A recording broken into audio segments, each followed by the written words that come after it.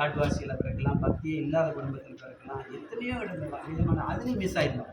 மனித உடலை எடுத்து நல்ல குடும்பத்தில் பக்தி உள்ள குடும்பத்தில் பிறந்து அதுக்கு தகுந்த மாதிரி குரு கிடச்சி சத்சங்கம் கிடச்சி. ஆனால் இதெல்லாம் ஏற்பாடு பண்ணுறாரு பகவான். அதனால தான் நம்மளை விட பகவான் தான் நமக்காக முயற்சி எடுக்கிறார். அதுக்கு பிறகு சத்சங்கத்தை கொடுத்து இந்த மாதிரி கிரந்தங்களை கொடுத்து நமக்கு அறிவை கொடுத்து அப்புறமா தான் இந்த பயிற்சி கொடுத்து கொண்டு வரலாம். அப்போ இந்த மனசை பந்தத்திற்கு விடாமல் நம்மளும் கொஞ்சம் முயற்சி எடுக்கணும். இந்த பிறவியுடைய தன்மை உயர்ந்த தன்மை என்னன்னு புரியுது. இப்படியாப்பட்ட ஆத்மாவை மோட்சத்திற்கு பகவானுடைய லோகத்துக்கு கொண்டு போகிறதுக்கு முயற்சி எடுக்கணும். அதுக்காக சொல்ல மனிதனின் பந்தத்திற்கும் மோட்சத்திற்கும் அந்த மனம்.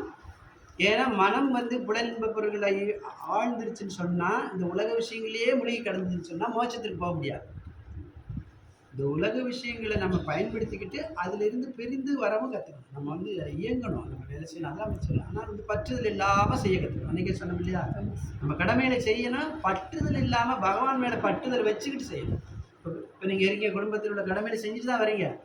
ஆனால் பகவான் மேலே நினைப்போடு அங்கே செய்யணும். பகவான் எப்பவுமே பகவானை நினைக்கிறது அது ஒரு வழி. பகவானை நினச்சிக்கிட்டே செய்யணும். ஏன்னா நம்முடைய வாழ்வின் நோக்கம் புரியணும் இல்லையா. அப்போ அதனால தான் இந்த மோட்சத்திற்கு அந்த மனசையே பயன்படுத்தணும். அப்போ பகவான் விஷயமாகவே பயன்படுத்த மோட்சத்தை நோக்கி இந்த ஆத்மா செல்ல கற்றுக்கொள்கிறார்.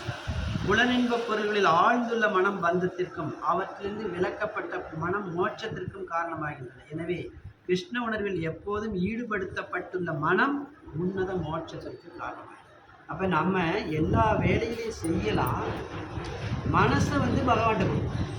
பகவானே இது எனக்காக நீங்கள் கொடுக்கப்பட்ட வேலை அப்படிங்கிற நினைவில் நம்ம செய்யணும். இது பெரிய கஷ்டமே கிடையாது. நம்ம எல்லா செயலையும் செய்யலாம், குடும்பத்துக்காக செய்யலாம், ஆஃபீஸில் வேலை பார்க்கலாம். படைக்கப்பட்ட பகவானை மறக்காமல் செய்யணுங்கிறது தான் இது முக்கியமானது. அதாவது கிருஷ்ண உணர்வில் எப்போதும் ஈடுபடுத்தப்பட்டுள்ள மனம் உயர்ந்த மோட்சம். இப்போ அதற்கான பயிற்சியை நம்ம எடுத்துக்கிட்டே இருக்கணும். பகவானை அதாவது வேதத்துடைய நோக்கமே கிருஷ்ணரை மறக்கக்கூடாதான், எப்போவுமே நினைவு வைத்துக்கலாம். மறக்கவும் கூடாது, 2 கண்டிஷன் நினைக்கவும் கூடாது. அப்போ இதை புரிந்து கொண்டு நம்ம எல்லா செயலையும் செய்யணும். மறக்கக்கூடாது, நினைக்கணும். அதுக்கு எப்படிலாங்கிறத நம்ம பயிற்சி எடுத்துகிட்டே இருக்கணும். அது ரொம்ப ஈஸியான வழி. நமக்கு முதல்ல ஆசைப்படணும். நம்ம பகவான் இன்னைக்கு கூட வேலுக்குடி சாதா சொன்னார், பகவானை பற்றி நிறைய கேட்க தான் பக்தி வருமா. அன்றைக்கி ஷார்ட்டில் போட்டுக்காரு, ஏன்னா வராது.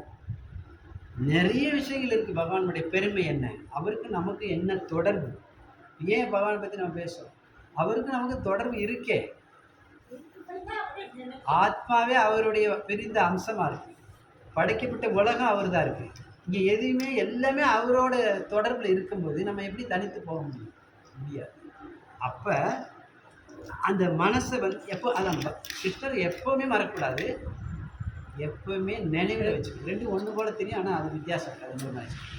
மறக்கக்கூடாதுன்னு ஒரு கண்டிஷன். வேதத்துடைய சாரமே அதான். பகவானை எப்போவுமே மறக்கக்கூடாது, எப்போவுமே நினைவு. அதற்கான பயிற்சிகளோடு நம்ம கடைசி இந்த பயிற்சி எடுத்து சொன்னால் பகவானை நோக்கி நம்ம போகிற வழி சுலபமாக இருக்குது. மனம்ங்கிறது டாபிக் நிறைய போயிட்டு இருக்குது. ஓம் நமோ பகவதே வாசுதேவாய. ஓம் நமோ பகவதே வாசுதேவாய. ஓம் நமோ பகவதே வாசுதேவாய. ஓம் நமோ பகவதே வாசுதேவாய.